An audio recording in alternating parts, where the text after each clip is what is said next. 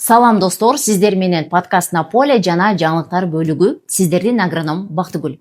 Бүгүнкү чыгарылыштарда айыл чарбасындагы эң талкууланган жаңылыктарды талдап, дүйнөдө эмне болуп жатканына жана Кыргызстандын айыл чарбасы кандай багытта баратканын чогуу билебиз. Сиз дагы агрардык маалыматты биринчи угуп туруу үчүн каналыбызга катталып, лайк басып, пикир калтырууну унутпаңыздар. Ал эми биз баштадык анда.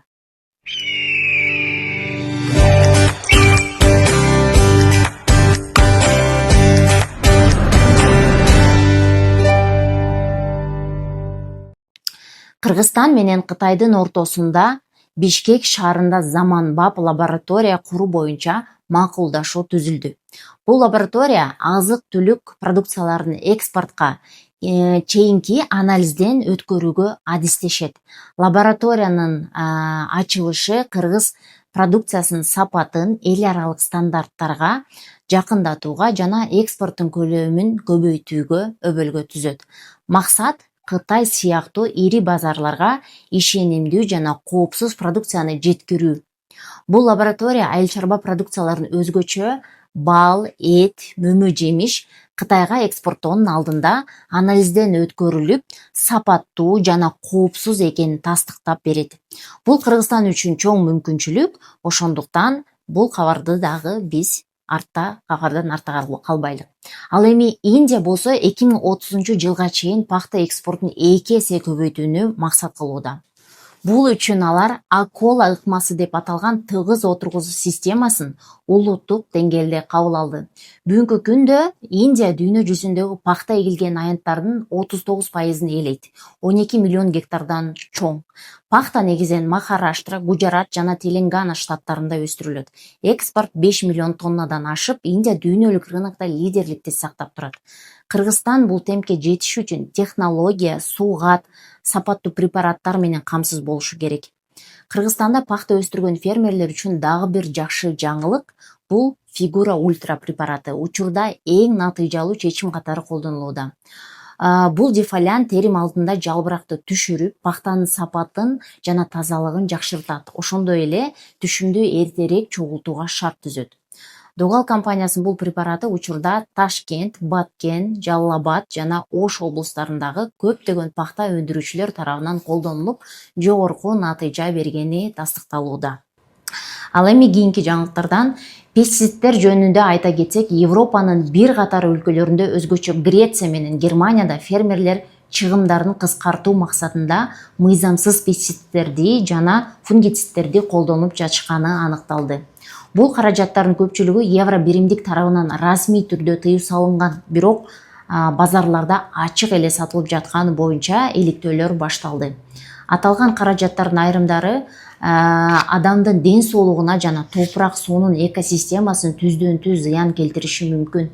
Еврокомиссия бул көрүнүштү агрардык коопсуздук жана экологияга каршы өкүнүчтүү тенденция катары баалап, мүчө өлкөлөргө көзөмөлдү күчөтүүнү сунуштады. Бул маселе негизинен төмөн кирешелүү жана чакан фермерлер арасында курч болуп жатат. Себеби сапаттуу лицензияланган агрохимиялык каражаттардын баасы жогору болгондуктан жылдан жылга баасы да өсүп жатат. Ошондуктан бүгүнкү күндө фермерлер үчүн сапаттуу, коопсуз жана жеткиликтүү препараттарга болгон муктаждык мурдагыдан да актуалдуу болуп калды.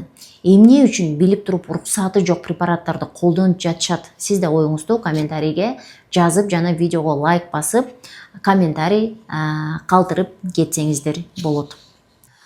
Ош облусунун Өзгөн шаарында Дүйнөлүк банктын колдоосу менен заманбап 600 тонналык мөмө-жемиш сактоочу кампа курулуп жатат. Бул кампа түшүмдү сактоого жана экспорттоого чыгарууга чоң шарт түзөт. Долбоордун наркы $343 миң. Ал 2025-жылдын аягына чейин бүтөт деген маалыматтар бар. Сактоо бекер, кирүү шарттары ачык, өз продукциясын камсыз кылган ар бир фермер пайдалана алат. Ошондой эле фермерлерди колдоо максатында 5-июлдан 25-августка чейин Чолпон Ата шаарындагы ипподромдо өтүп жаткан Ысык көл 2025 улуттук жарманкеси Кыргызстандагы эң ири айыл чарба жана кол өнөрчүлүк иш чараларынын бири болуп калды. Иш чара Айыл чарба министрлиги тарабынан уюштурулуп, өлкөнүн бардык аймактарынан келген дыйкандарды, кол өнөрчүлөрдү жана майда өндүрүүчүлөрдү бириктирди. Жарманке фермерлердин продукциясынын ортомчусу салууну, башка шаардыктарга дагы мүмкүнчүлүк түзөт. Элге сапаттуу жергиликтүү товарларды жеткиликтүү баада сатып алышат. Сатууда жаңы жемиштер, жашылча, эт, сүт, бал, үйдө жасалган нан жана боорсоктор, улуттук кийимдер, кол менен токулган буюмдар, кооздук өсүмдүктөр жана чөп чайлар бар.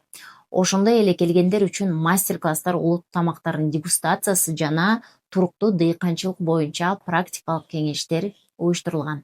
Жарманкенин максаты айыл чарбадагы ички потенциалды колдоп, экологиялык жана органикалык өндүрүшкө көңүл буруу, элдин азык-түлүк коомсуздугун бекемдөө жана аймактагы экономикага туруктуулук алып келүү.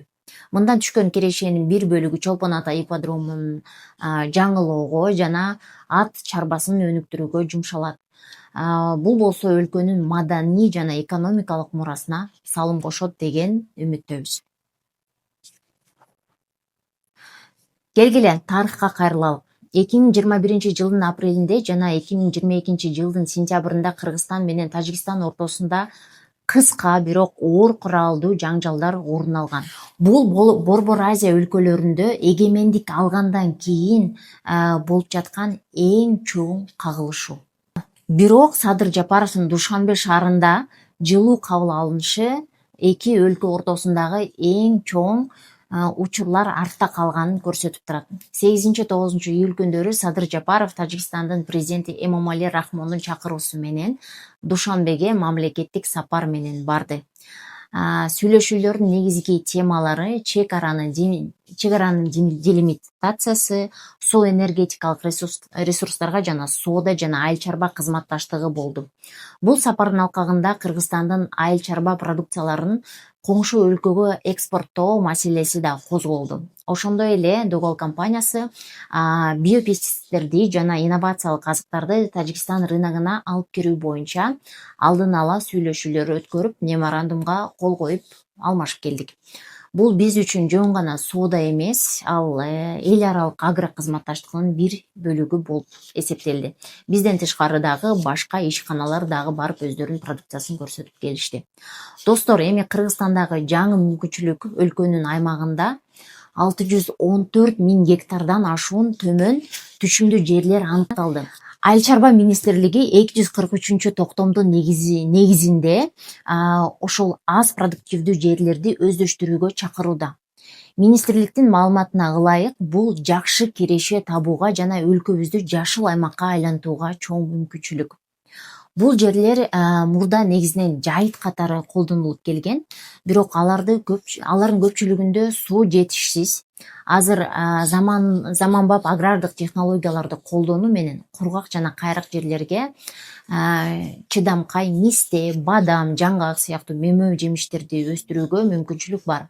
Ошондой эле мал чарбачылыгы багытында тоют өсүмдүктөрүн өстүрүү да пайдалуу жолдордун бири болуп саналат. Биз ошону сөзсүз түрдө эске алышыбыз керек.